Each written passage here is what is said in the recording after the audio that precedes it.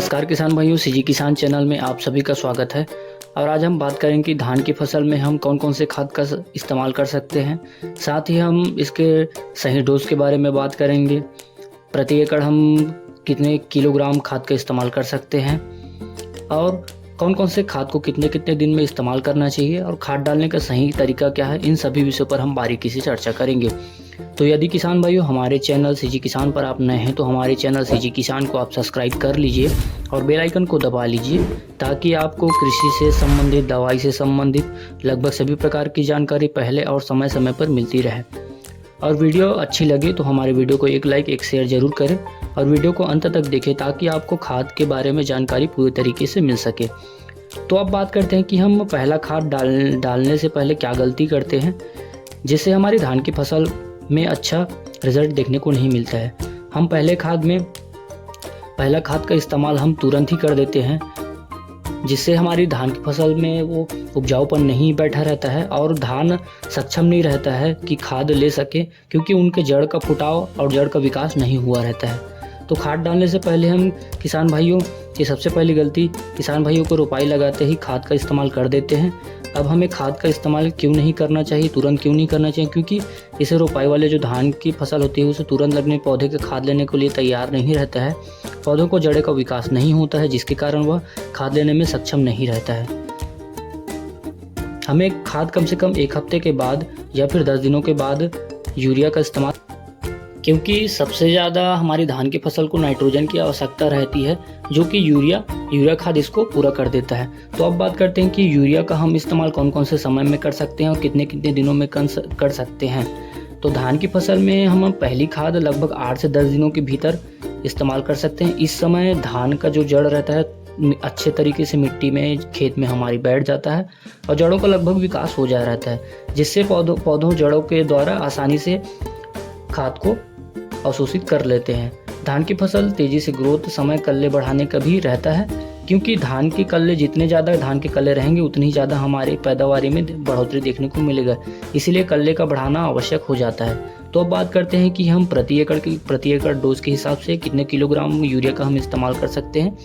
तो हम लोग प्रति एकड़ के हिसाब से लगभग जो 50 केजी या 45 केजी का जो बैग आता है उसे 1 बोरी प्रति एकड़ के हिसाब से इस्तेमाल कर सकते हैं। इस समय जिससे हमारी धान की फसल में नाइट्रोजन की जो कमी रहती है उसे यह पूरा करता है और पौधों का ग्रोथ एवं विकास करता है। साथ ही यह लंबे समय तक हरा रखने का भी कार्य करता है।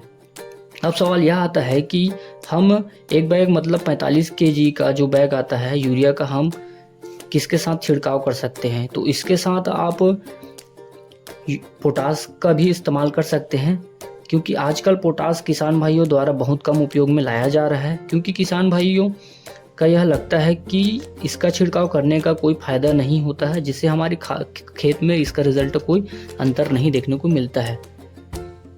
लेकिन मैं यह आपको बता देना चाहता हूं कि पोटास धान की फसल को उतना ही महत्व रखता है जितना ही यूरिया का महत्व हमारी धान की फसल में है।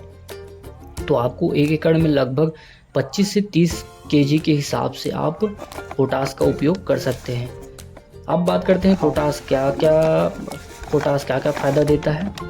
एक तो यह पौधों को पूरे तरीके से मजबूत बनाता है और यह जड़ों का भी मजबूत बनाता है, जिससे यह पोषक तत्व की कमी को पूरा करता है और अच्छे तरीके से अवशोषण करने में उसको मदद करता है। इसके साथ ही यह धान को गिरने से बचाता है और यह हमारे धान के पौधे में गर्भावस्था में धान के बीज में दूध भरने का भी कार्य करता है। लेकिन अगर आप पहली खाद में पोटास का इस्तेमाल नहीं कर रहे हैं तो दूसरी खाद में ज़रूर इसका इस्तेमाल करें और इसका फ़ायदा उठाएं। लेकिन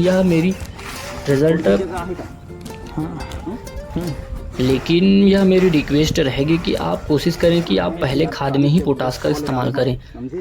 अब इसके बाद किसान भाइयों के मन में एक सवाल और होगा कि हम इस खाद में जाइम या टॉनिक या कोई भी किसी प्रकार के माइक्रो न्यूट्रिएंट का प्रयोग करें या नहीं। तो मैं यहाँ बता देना चाहता हूँ कि जिस भी माइक्रो न्यूट्रिएंट का इस्तेमाल आप करना चाहते हैं तो आप पहले खाद में ही माइक्रो न्यूट्रिएंट, ह्यूमिक एसिड, जाइम, माइक्रो न्यूट्रिएंट्स की जिंक, सल्फर, किसी प्रकार के खाद के साथ इसी में मिक्स करके आप छिड़काव कर सकते हैं। लेकिन किसान भाइयों का एक और मन में बात चल रहा होगा कि हम पहले खाद में तो जाइम और माइक्रो न्यूट्रिएंट्स का मिलान कर दिए, तो आप सेकंड खाद में हम कौन सी दवा का इस्तेमाल करके छिड़काव करें। क्या बोलते उग्र। तो आप सेकंड खाद को लगभग 15 दिनों के बाद या फिर 1 महीने के बाद इस पे खाद में मिलाकर इस्तेमाल कर सकते हैं। लेकिन किसान भाइयों को एक बात में और मन में आ रहा होगा कि सेकंड खाद में हम कौन सी दवा का उपयोग करके यूरिया के साथ मिक्स करके छिड़काव करें। तो मैं बता देना चाहता हूँ कि आप इसके साथ दानेदार कीटनाशक आता है जैसे फटेरा, क्लोरेंटिनिल प्लस थाइमेथाक्सम व टाको, इन सभी दानेदार इंसेक्टिसाइड का उपयोग खाद में मिलाकर आप सेकंड खाद के तौर पे उपयोग में ला सकते हैं, ताकि आपको अच्छा रिजल्ट देखने को मिलेगा। तो किसान भाई, यदि हमारा वीडियो आपको अच्छा लगा, हमारी जानकारी आपको अच्छी लगी होगी, तो हमारे चैनल सीजी किसान को आप सब्सक्राइब कर लीजिए और बेल आइकन को दबा लीजिए, ताकि आपको समय समय पर कृषि से संबंधित, दवाई से संबंधित लगभग सभी प्रकार की जानकारी समय समय पर मिलती रहे। धन्यवाद। जय जवान जय किसान।